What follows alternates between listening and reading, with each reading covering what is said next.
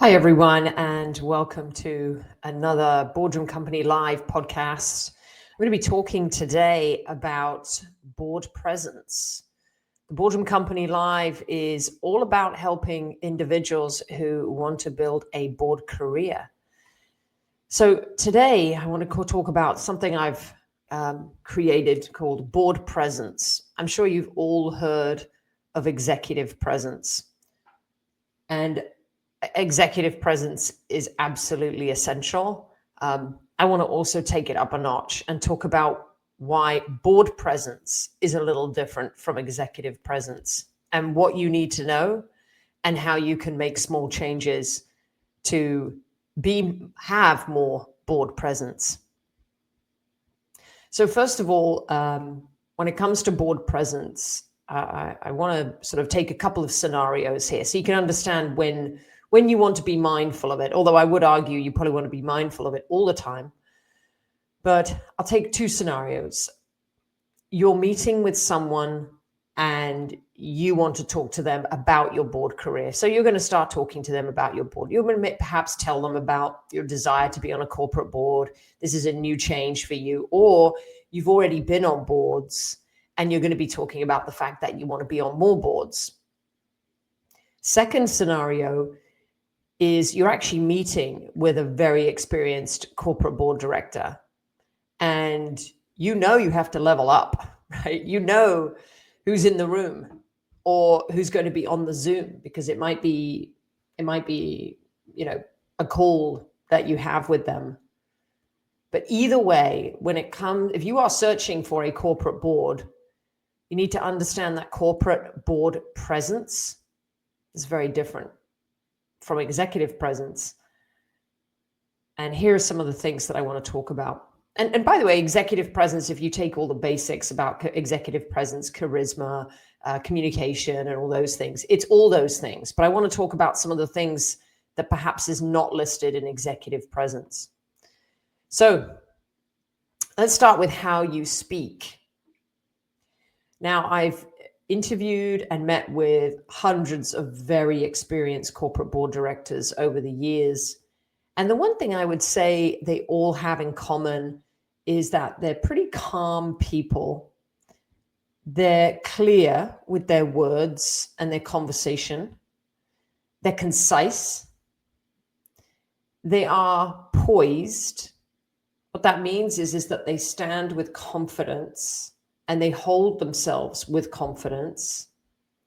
Another interesting one is they don't speak that much, right? They don't need to be the loudest person in the room. They don't need to be the chattiest person in the room.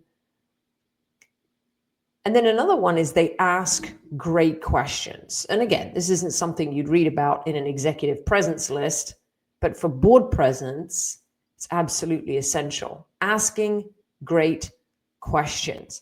And they ask questions to learn about the other person, right? Not asking a question so that you don't know the answer and they can answer it for you. That's a very different one, right? But asking a question to learn more about the other person is absolutely a theme and a trait that I see among very experienced corporate board directors. The other one, and we'll talk a little bit more about this in a moment, is they are polite.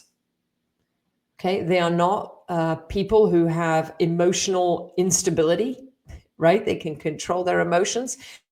If something goes wrong, they react calmly and politely. Let's move on. This is actually two parts to this. It's all about who or how you are. So how you speak is the first one. How you are is the second. So you don't have to be loud, polite, calm. They're not flustered easily. I feel like that's definitely board presence. They seem to be sort of calm under pressure. They don't act busy. I actually met with a board director just recently, and he's actually going to be on my podcast next year. I'm very excited about it. And he said, people should not say they are busy. It's not a good look. Okay. It makes you sound like you're disorganized. It makes you sound like you're out of control. It makes you sound like a junior level person. So next time you show up and perhaps you are lots of things are going on, don't describe yourself as busy.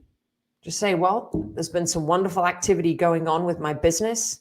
I'm very excited. I've been doing a lot of amazing travel to some great cities to do some public speaking. That's much better than saying, I've been so busy, all this travel that I've been doing, right? They're on time, which means early. I just sat down with another corporate board director. This is a different one this time. And he said, one of the traits of board directors is that they're on time. He said, but actually they're early, right? He said, you and I both, because we both got on a Zoom together. And he said, you and I both logged in about a couple of minutes prior. He said, that's on time. So remember, time is very important. Respecting people's time is very important. How you are, yes, they have charisma, but it's almost like when we think of charisma, we think of someone who's sort of, quite loud, perhaps someone who is able to influence a large group. I think some of them have that, but some of them are not. Some of them are a little bit more behind the scenes, but they have charisma when you meet them, right? But they're not the person up on the stage necessarily, right? They're sociable. They're polite in social situations. They can hold a conversation, a small talk conversation, or they can hold a more deep conversation. They don't get flustered by difficult conversations. That's another one, right? They can easily, so if a topic starts to go in a direction that perhaps it shouldn't, they don't get flustered, they're calm, but they can pull the conversation back. They're inclusive. What that means is if they were sitting at a table, let's say you're sitting in four people. I often see this happen. Someone who's a very experienced board director will say, oh, so-and-so, you haven't had a chance to speak yet. Would you like to contribute? To someone who perhaps feels a little out of place or someone who doesn't feel very comfortable, they try to make them comfortable.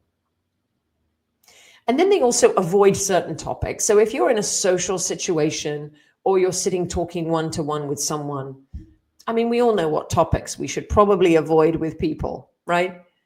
But they certainly do that. And again, that's a skill in the boardroom. Somebody asked me recently, they said, should I join a board where I don't believe in the values of the company, or if it's a political stance that I don't agree with?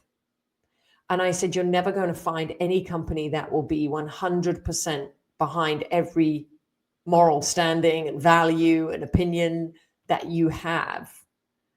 So this is not about you. When you're on a board, it's not about you. It's about the company. So keep that one in mind. You don't have to have conversations and that you don't want to have, and you can avoid certain topics gracefully and politely. We'll keep going. They respond slowly. This is a very interesting one. When I ask board members questions, sometimes they pause. Sometimes they say, let me take a moment to think about that. They don't rush to the answer. They don't rush to speak. Okay, so they think before they speak. They speak with poise. Talked about poise a moment ago. Obviously, this list is a little repetitive, but poise and speaking with poise may be a little bit different. But how they sort of bring themselves to the table, how they bring themselves to the meeting, and then they speak clearly. On a board, you don't need to use big fancy words, abbreviations that perhaps no one understands. You don't need to confuse people. They are communicators that want to be clear. They don't want to have to repeat themselves.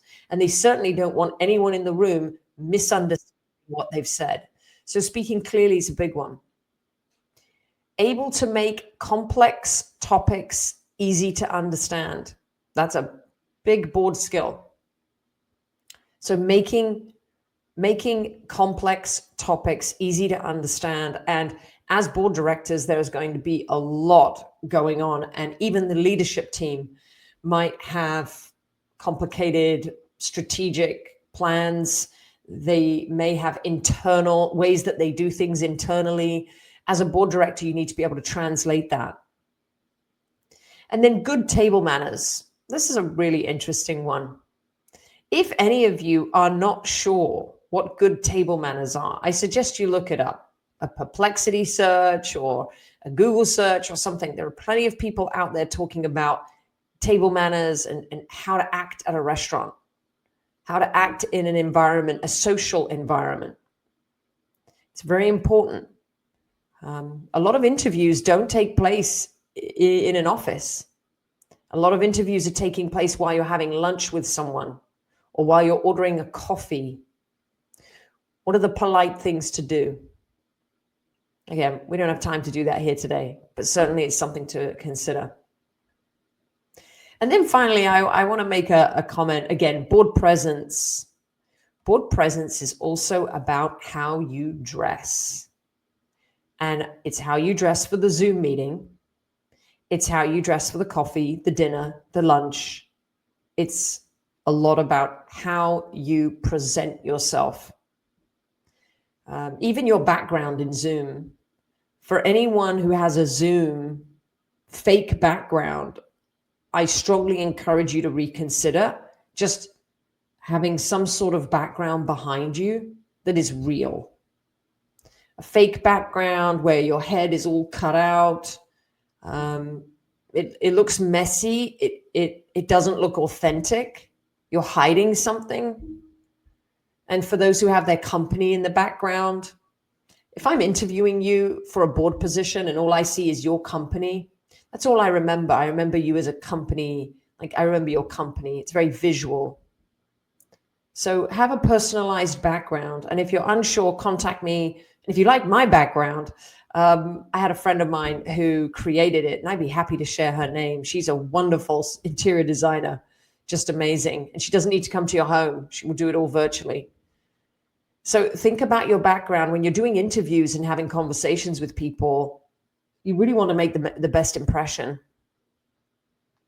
So they dress highly professionally. And if you're unsure what that means, again, contact me. We can talk about it.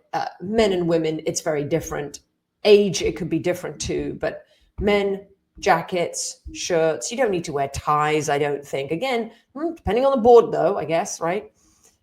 If you're going for a board seat at a publicly traded company that is in the Fortune 500 in a pretty, let's call it traditional industry, I would probably dress in a suit and tie. If it's a tech firm, you might want to check out how people are dressing on the website. Okay. But always err on the side of more professional or more traditional, more, not traditional, but certainly more formal, sorry, is the word. You need to be impeccable. What that means is no stain on the shirt, no creases in the jacket, no shoe, the heel is slightly coming off. Your pants, the hem is down a little bit. Don't wear those pants. Don't wear that jacket. And if you're traveling to go and meet someone and you have a couple of meetings, and then you have a meeting with a board director or you have a meeting to discuss your board career, and you want to take that meeting seriously, take a spare jacket, take a spare shirt.